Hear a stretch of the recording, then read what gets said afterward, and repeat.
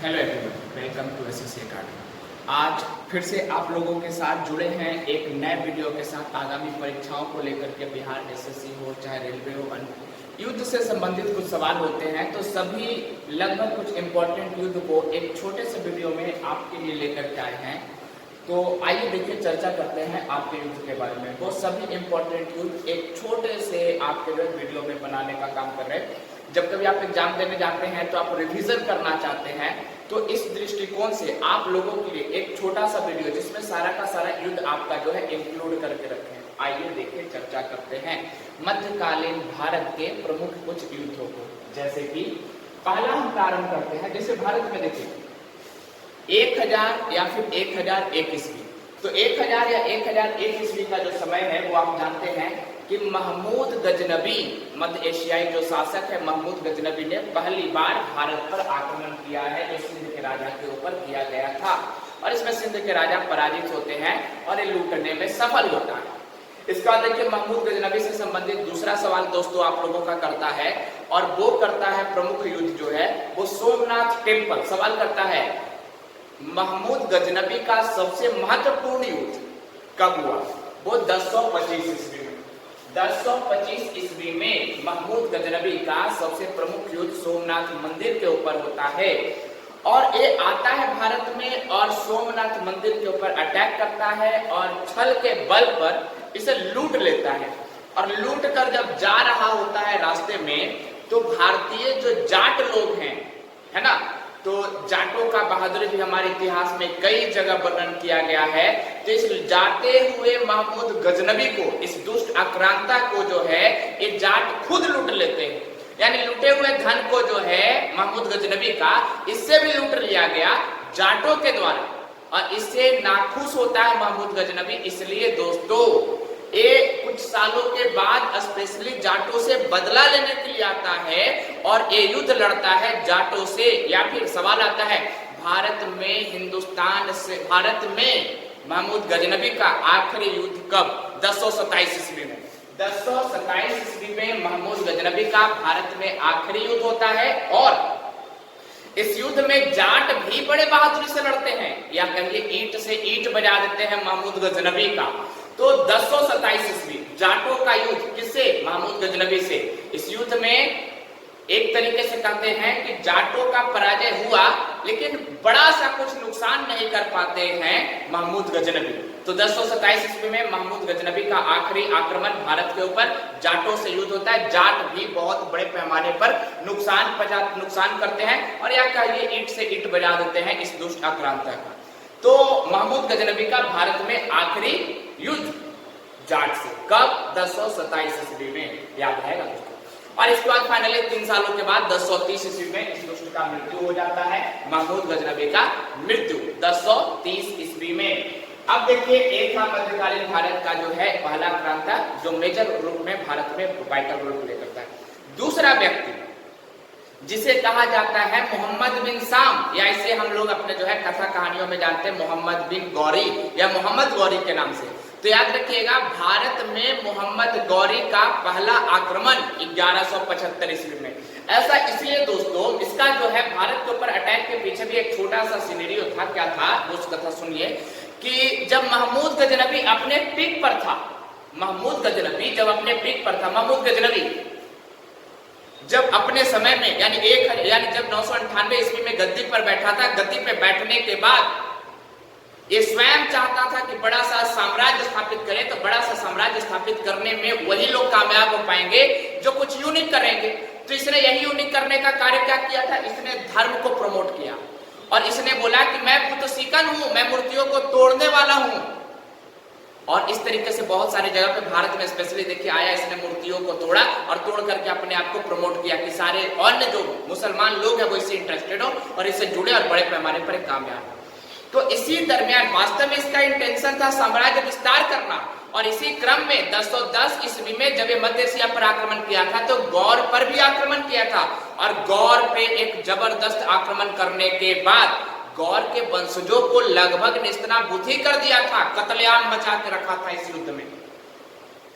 और इस युद्ध से जो बच करके भागने वाले लोग थे वो शायद प्रण किए थे कि जिस वक्त भी वक्त बदलेगा इसका बदला लिया जाएगा, रिवेंज लिया जाएगा।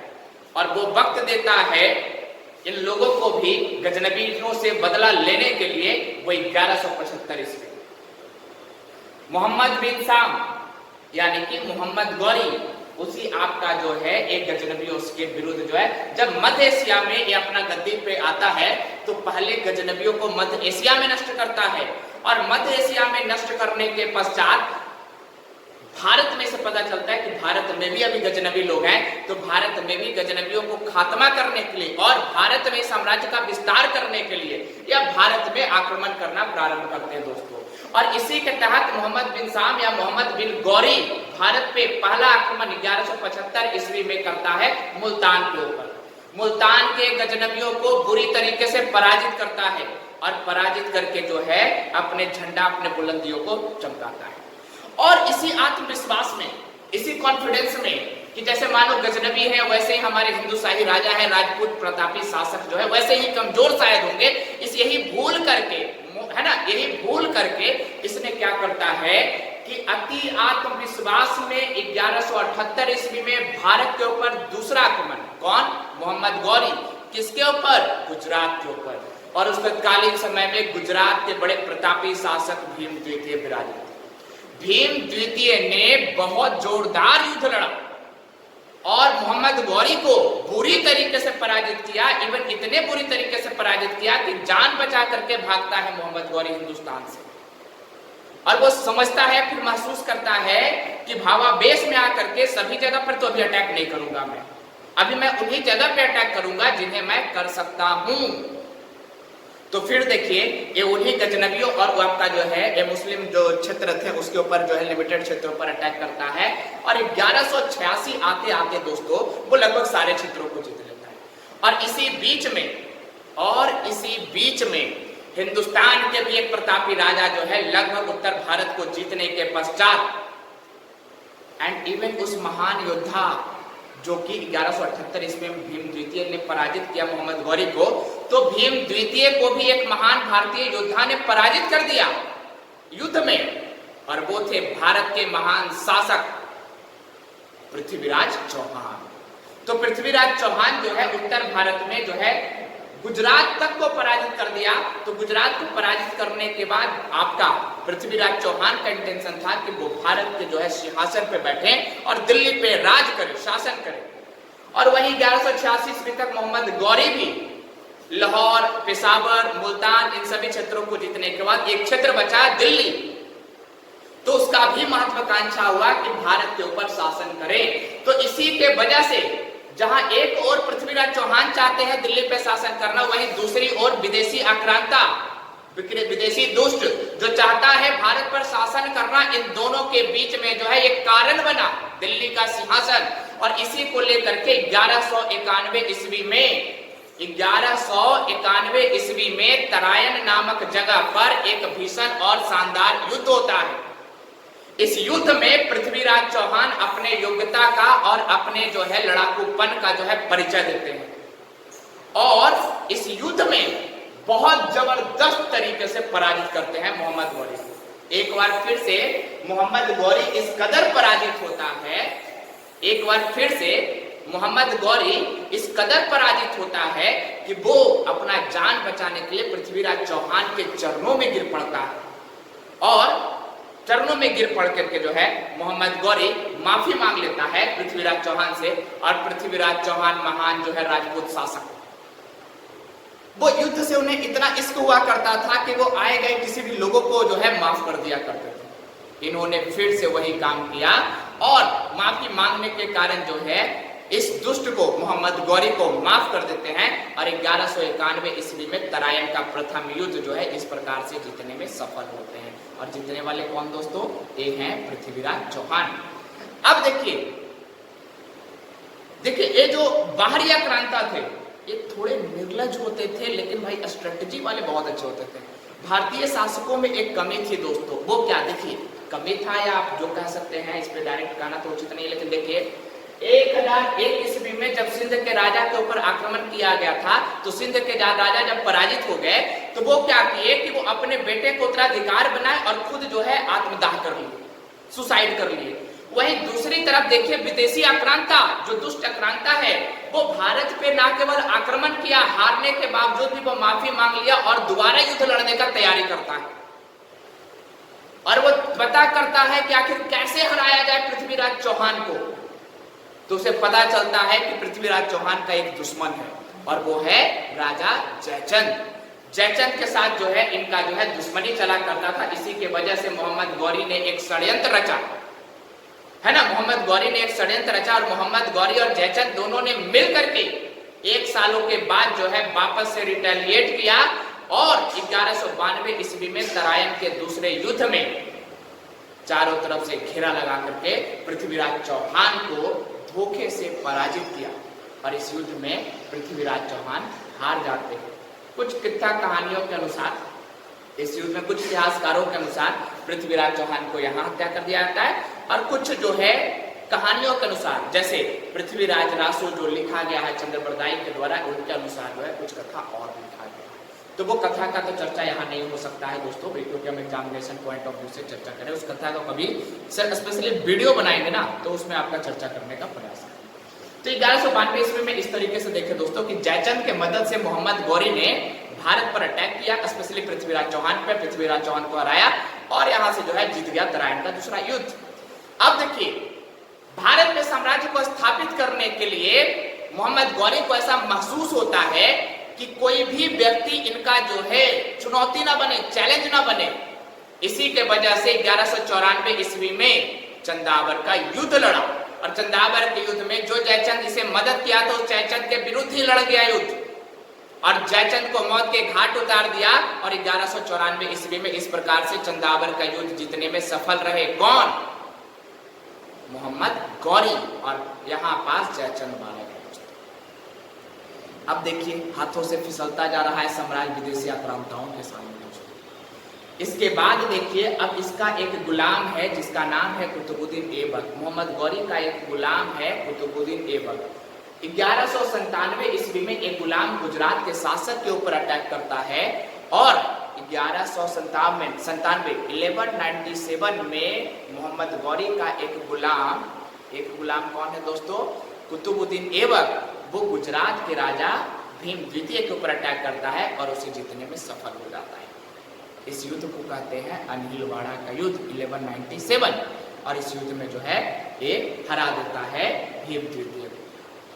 अब देखिए मोहम्मद गौरी का भारत में आखिरी युद्ध। मोहम्मद गौरी का भारत में जो आखिरी युद्ध है दोस्तों, वो है खोखर जनजाति के विरुद्ध। जो मोहम्मद गौरी की तरफ से लीड करने वाला था इल्तुतमिश, खोखर जनजाति के विरुद्ध बहुत जबरदस्त लड़ाई लड़ता है इल्तुतमिश। और इल्तुतमिश के बहादुरी से इंप्रेस होकर के मोहम्मद गौरी ने अपने गुलाम को, कुतुबुद्दीन ऐबक को बोला कि तुम अपने गुलाम को यानी इल्तुतमिश को दास्ता से मुक्त कर दिया जाए। यानी दोस्तों याद रखिएगा, मोहम्मद गौरी का गुलाम है कुतुबुद्दीन ऐबक, कुतुबुद्दीन ऐबक का गुलाम है इल्तुतमिश। 1205 के खोखर जनजाति से युद्ध लड़ने में इतना कुशलता दिखलाता है कि मोहम्मद गौरी प्रसन्न होता है अपने गुलाम के गुलाम से और अपने गुलाम को कहता है कि आप अपने गुलाम यानी इल्तुतमिश को दास्ता से मुक्ति कर दीजिए और इसको स्वतंत्र कर दीजिए। तो 1205 ईस्वी में इस प्रकार से इसका आखिरी युद्ध होता है। और 1206 ईस्वी में दोस्तों जब ये जा रहा होता है अपने शहर को वापस, अब है ना, तो उसी दरमियान रास्ते में खोखर जनजाति का आक्रमण हो जाता है और रास्ते में ही उस युद्ध में मारा जाता है कौन? मोहम्मद गौरी। 1206 ईस्वी में इस प्रकार से मारा जाता है। जैसे उधर मारा जाता है, भारतीय क्षेत्र का जो है सिपह सलार अपने आप को घोषित कर देता है कुतुबुद्दीन ऐबक। तो 1206 ईस्वी में जैसे ही अपने आप को सिपह सलार घोषित करता है कुतुबुद्दीन ऐबक, मलिक घोषित करता है, वैसे ही भारत में दिल्ली सल्तनत का स्थापना हो जाता है। और दिल्ली सल्तनत का पहला वंश जिसे गुलाम वंश कहते हैं, गुलाम वंश का स्थापना। तो गुलाम वंश का स्थापना दोस्तों वो 1206 ईस्वी में हुआ है। किसका हिस्सा है? दिल्ली सल्तनत का। याद रखिएगा, दिल्ली सल्तनत में 5 वंश, गुलाम वंश, खिलजी वंश, तुगलक वंश, सैयद वंश, लोधी वंश। दिल्ली सल्तनत में 5 वंश, गुलाम वंश, खिलजी वंश, तुगलक वंश, सैयद वंश, लोधी वंश, ये 5 वंश। गुलाम, खिलजी, तुगलक, सैयद, लोधी, याद कर लीजिए। गुलाम, खिलजी, सैयद, गुलाम वंश, खिलजी वंश, तुगलक वंश, सैयद वंश, लोधी वंश। गुलाम, खिलजी, तुगलक, सैयद, लोधी, 5 वंश। दिल्ली सल्तनत में 5 वंश। इनका कार्यकाल पूछेगा कब से कब तक? 1206 ईस्वी से 1290 ईस्वी तक गुलाम वंश, 1290 ईस्वी से 1320 ईस्वी तक खिलजी वंश, ठीक है। 1320 ईस्वी से 1414 ईस्वी तक तुगलक वंश, 1414 से 1451 तक सैयद वंश और 1451 से 1526 तक लोधी वंश। तो ये था दोस्तों मध्यकालीन भारत का छोटा सा ब्रीफ सा डाटा। हम प्रयास किए थे कि युद्ध का ही सिर्फ चर्चा करेंगे, लेकिन शायद कुछ और भी चर्चा कर गए, लेकिन इस वीडियो को थोड़ा शॉर्ट ही रखना है, इसलिए यहाँ पे ही रखते हैं। अगला जो है आपका युद्ध जो है अब लेकर के आएंगे 1215-16 में तरायन का युद्ध, जो यल्दौज और इल्तुतमिश के बीच में होता है। इसका चर्चा के साथ अगले युद्ध को चर्चा करेंगे। तो इस वीडियो को इतना ही, नेक्स्ट एपिसोड में इससे अगला वीडियो बनाता हूँ मैं, ठीक है। तो अगर आपको अच्छा लगा है तो काइंडली थोड़ा लाइक कर दीजिए, सब्सक्राइब कर दीजिए और इस वीडियो को और लोगों के साथ शेयर कर दीजिए। Thank you, all the best, tata, bye bye, have a nice day.